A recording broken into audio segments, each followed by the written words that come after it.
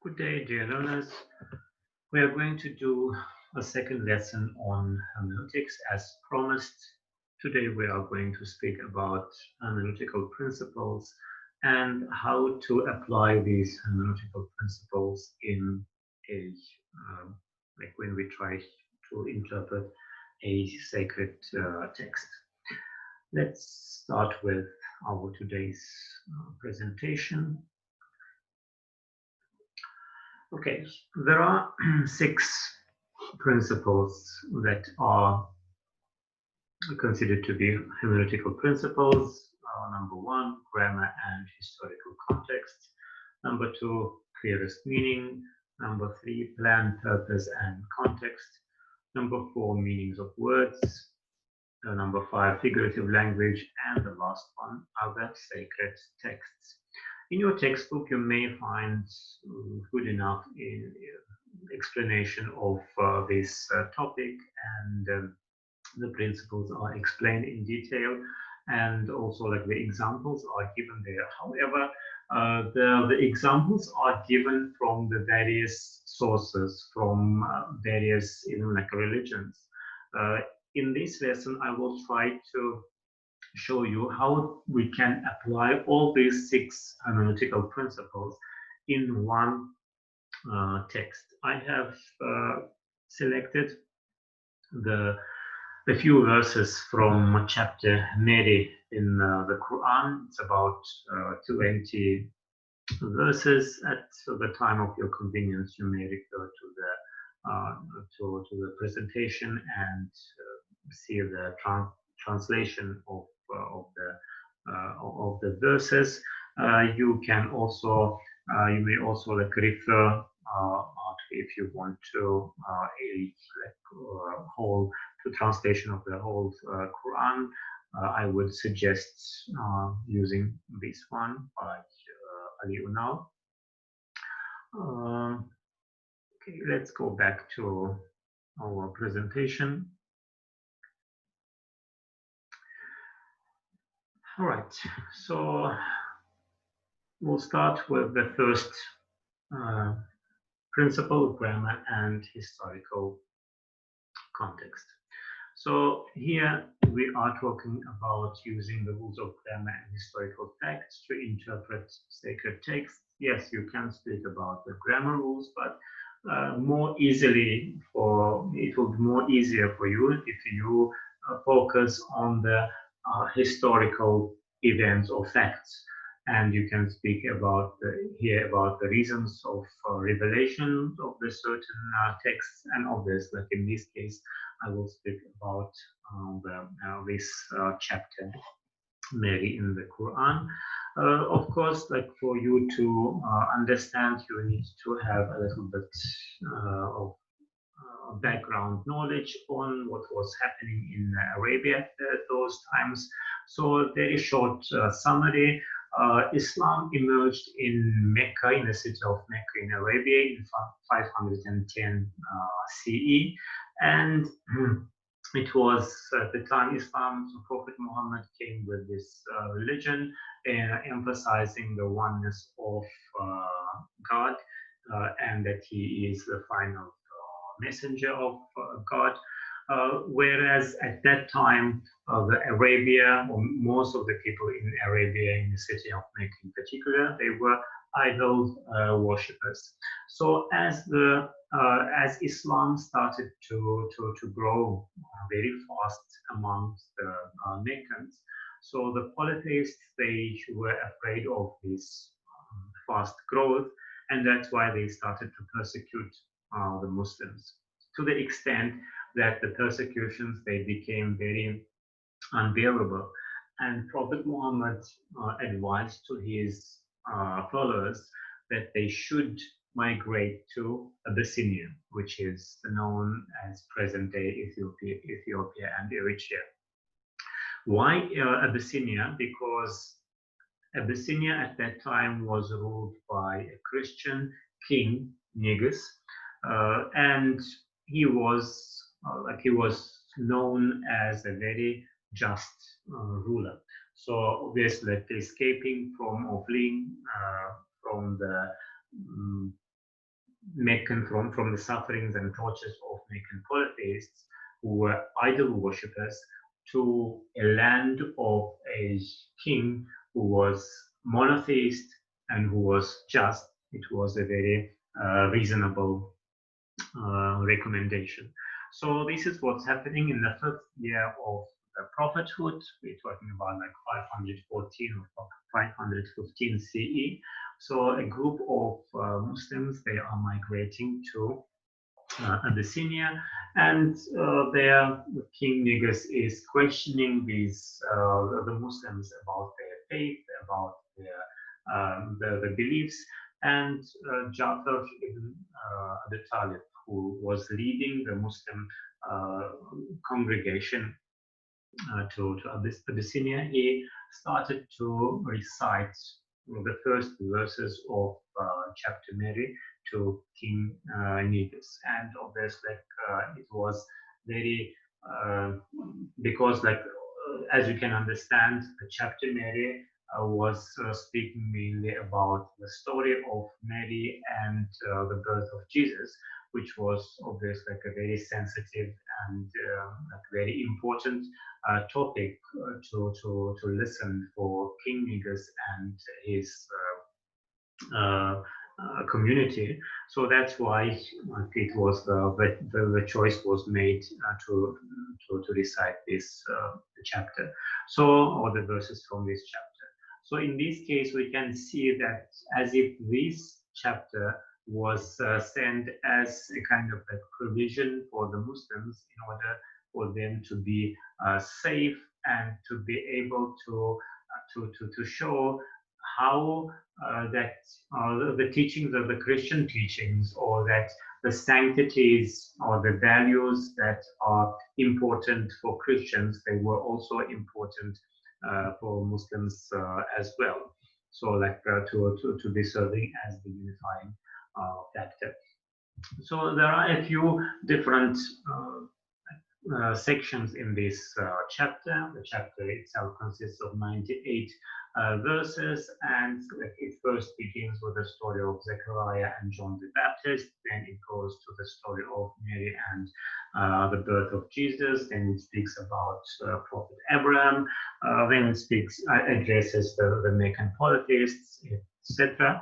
So this is basically the historical circumstances, and this is how we can or what we can say in order to apply this principle in this text of ours. So we are kind of visualizing now what was happening in in Arabia and in Abyssinia at those times, and what were the circumstances under which this chapter was revealed.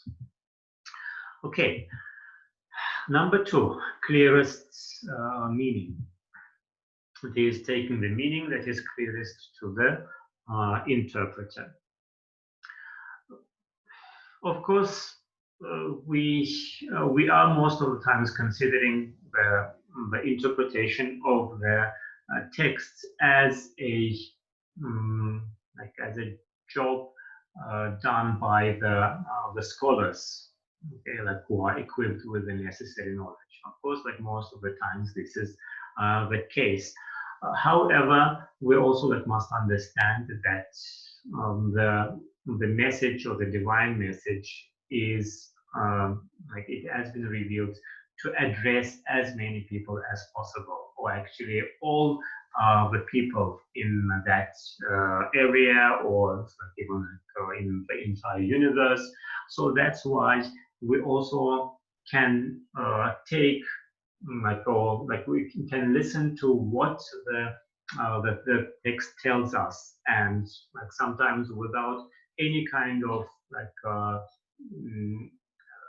difficult interpretations, we can actually focus on the clearest meaning. Okay, so it's very evident. The message is very evident. It is not ambiguous at all. So what it says to us in this regard, I chose these three verses from this chapter, and this is actually the beginning of the story of Mary and Jesus. in the chapter of Mary. So it talks about these verses are talking about that Mary was devoted to her worship in the temple. Suddenly she saw a foreigner who appeared in front of her, and that is again actually immediately like her reaction was like seeking refuge in the Almighty. So what are we taking out of here? Okay, like the clearest meaning that we can take from these verses is that it was, first of all, like the seeking refuge in God. It is the recommendation of the messengers to their disciples and or to their followers. And this is again like the refuge in seeking refuge in the Almighty is a recommendation that is advised to the followers, especially at the times of fear or difficulty, or unrest and discomfort. So this is what exactly happened to Mary when she felt afraid of this man that appeared in front of her. So this was her like immediate reaction, seeking a refuge, so that it is a kind of deterrent from like any sin that that person like could think of to commit. So that's why we too, it is like the message to all of us. So like whenever we are overwhelmed, whenever we are like afraid, or whenever we are having a tendency, okay, to sin. So like we should take a refuge in God, so that it is used as a shield and protection from prevention from any possible act of sinning. Okay, so let's move to the third principle: plan, purpose, and context.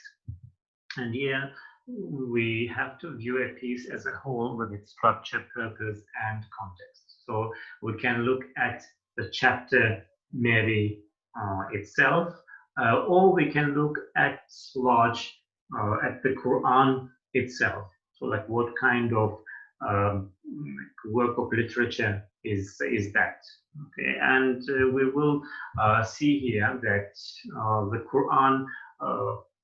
According to what the Muslims believe, it is inimitable in its style, and it has been recognized or described as a rhymed prose because it has both elements of poetry and prose. In addition to that, the Quran does not really focus on the like chronological events and like or historical facts. It is more emphasizing on the messages that are derived from like, can be derived from the certain stories and historical facts. And the now it is basically like about the Quran, and in particular to when it comes to Surah Maryam or to the chapter Mary. So we see here that there are two main topics are covered in this surah, which are the concept of Rahma, which is mercy, and the concept of Ubudiyah, which is the servitude or servanthood to the Almighty. And also, I thought that this, the verse 25, and shake the trunk of the date palm towards you, it will drop fresh, ripe dates upon you. It also can be considered under this principle, because we also can derive some kind of message out of this, that like there are also like various hadith that or the prophetic traditions that supporting this view that the dates are the best food during pregnancy and after childbirth, and this is because the dates like they contain in themselves like many minerals that are very important for the development of brain as well as like uh, like prevention from any kind of wounds and etc. All right, let's move to principle number 4. This is the meaning of words. So now, finding out if the meaning of words originally used in a source changed over time. Now we're also acknowledging the fact that the sources or this text, in particular this Quran and the verses of chapter Mary, they were revealed centuries ago. So, uh, however, we also have to admit that the language also is developing and changing. And most probably, many words that were used originally in the text or in the Quran, so they nowadays they are not used in the same or with the same meaning that they used to be mentioned or meant in original verses. So that's why we have to keep this or take this into consideration, that the meanings of words may change over the time. And I chose this verse number 28. O sister of Aaron, your father was never a wicked man, nor was your mother unchaste. Okay, so like this is the the sentence or the phrase that the Israelites they uttered to Mary when she comes back already, like after she gave birth to Jesus, and they see that she has this baby, and this is what they like, what kind of like reaction they have when they see Mary with an infant.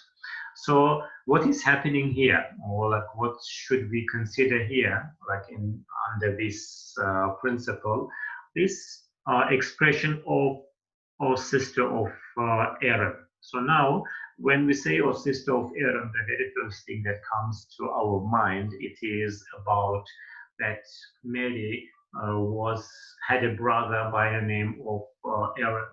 However, this is like we do not have anything evident or any evidence that like Mary had any brother by the name of Aaron. So what is now we may what we may understand from here is that it was a custom among the children of Israel to that they linked or they gave their children the names of the renowned people. Okay, so like Mary was a descendant of Prophet Aaron, peace be upon him, and Aaron was known as a pious and righteous man. So that's why whenever we want whenever they refer to Mary, who also was carrying those qualities of righteousness and piety as Aaron, peace be upon him. So they also like that's why they refer to her as a sister of Aaron. So that's why like here we can see that the meaning of sister is not like by any kind of like biological relationship that Mary had to Aaron. It is rather by having the shared values or characteristics and being referred to a renowned person from her lineage.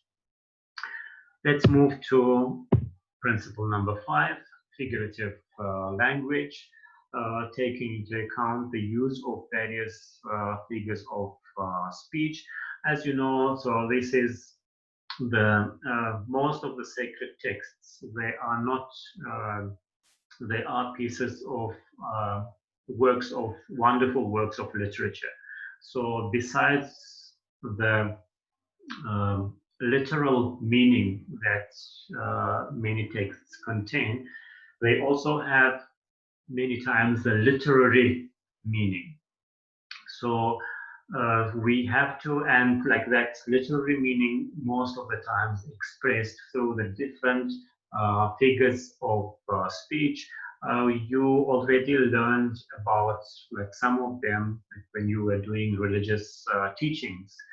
For instance, like when you studied like parables and allegories, you know about the metaphors used in the texts.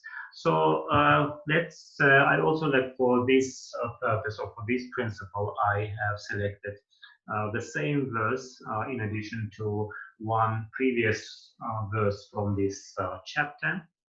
It is again like when Mary comes back to her tribe with after the birth of Jesus. So what should we, or like what kind of like figurative language is used in these verses?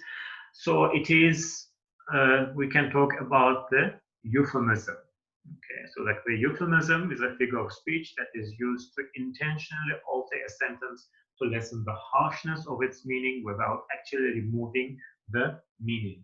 Like for instance, sometimes instead of saying die, like we are using the phrase passed away. Okay, like for instance, like word die, especially when it refers to a righteous person, like does not sound um, as eloquent or as appropriate, uh, like as passed away or the word demise like does. So, or for instance, like you are saying big boned person, like when you imply to a certain person that he or she is fat and obese. Or instead of telling that this is a student with learning disabilities, you rather would use that this is the student with the special needs. So this is again like the type of figure of speech, a euphemism that is used.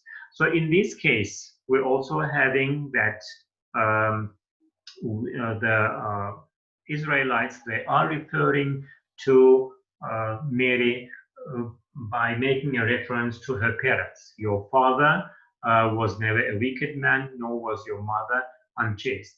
So, what is meant here actually, they are trying to imply explicitly that Mary fornicated, okay, because she came back like with a child, okay, like, and they didn't know about that she was married because like she was known as a virgin, but now like after seeing a baby, so like they have the doubts and they are questioning her. So here again, like they are using euphemism. They are not openly saying that you fornicated or you committed adultery. They are saying that by making a reference to the righteousness and piety of her parents, they are saying that the act that she came with is like very wrong and very sinful. So this is a usage of figurative language in this chapter. And finally, other sacred texts. This is when we compare the text with another one pertaining to the same topic. So sometimes the same, there are different verses in the Quran or in the other texts with that are relevant or that are referring to the same topic. However, if in the first case that topic is not very clear to us, okay, so like in the second one, so the story is mentioned in more detail or it is more clearer to us. So that's why it is as if the second verse is explaining the previous one in a more like better way, and for us to make a better to have a better understanding of these verses. So that's why I we can give an example. It's very clear. We can give an example from again from the value or from the status of Mary in sight of God, from another chapter in the Quran. And this is where it is says that Mary, God has chosen you and made you pure and exalted you above all the women in the world. In fact, if we look at it, we'll see that Mary is the only woman who was mentioned by a proper name in the Quran. So that's why, like, it already gives her some kind of, or it gives us a notion and understanding of how, what important rank and status she had inside of the Almighty. Um, the first one, this example was from the Quran. We used here another chapter to interpret the status of Mary, and we also have another example from the Hadith. Hadith, it is believed to be the words, the sayings, the actions, and the silent approvals of Prophet Muhammad, peace and blessings be upon him. And in this Hadith, it is reported by one of his companions, Ibn Abbas, may God be pleased with him. So the best of women among the people of paradise are Khadija bint Khuwailid. Khadija was the wife of Prophet Muhammad. The next one is Fatima bint Muhammad. It was his youngest daughter. Maryam bint Imran. This is Mary, the mother of Jesus. And Asiya bint Muzahim, the wife of Pharaoh. Okay, so like the Pharaoh or the Asiya bint Muzahim, it is believed to be a woman or the wife of Pharaoh who raised Moses. So in this hadith, it's also like it also clearly gives us the information about the status and importance of Mary. So this is basically an example of how to interpret. Obviously, you can apply these principles to any text of your own choice. Like, I used this one because, like, this is actually like one of my favorite chapters in the Quran. What you also what I also want you to understand and keep in mind is that, look, the scriptures, they are talking to us. God talks to us, no matter how well we are equipped with the knowledge of the scriptures, whether we studied theology or not. Obviously, like a very absolute minority of people had that chance to study the scriptures. However, we also have to acknowledge the fact that it refers, like, the message, the divine messages are for everybody. Even the most ordinary person can extract and derive from the scriptures the certain messages and the lessons that are important to that person. It is the sincerity is like, and the devotion are the most important factors when it comes to this regard. Obviously, you being a religion studies scholar, it already makes you maybe more fortunate amongst the other ordinary people, because you are studying the religion, you are studying the comparative religions, you are studying the different approaches, you understand that the importance of the tolerance and respect to the beliefs of the other people, and you also understand more the value of your own faith. So that's why it is very important that, like, you after knowing these, like the six hermeneutical principles, you will be able to practice interpretation of the normative sources in a more efficient way, hopefully. This concludes our today's lesson. I hope you have found it useful, and I wish you all the best, and goodbye.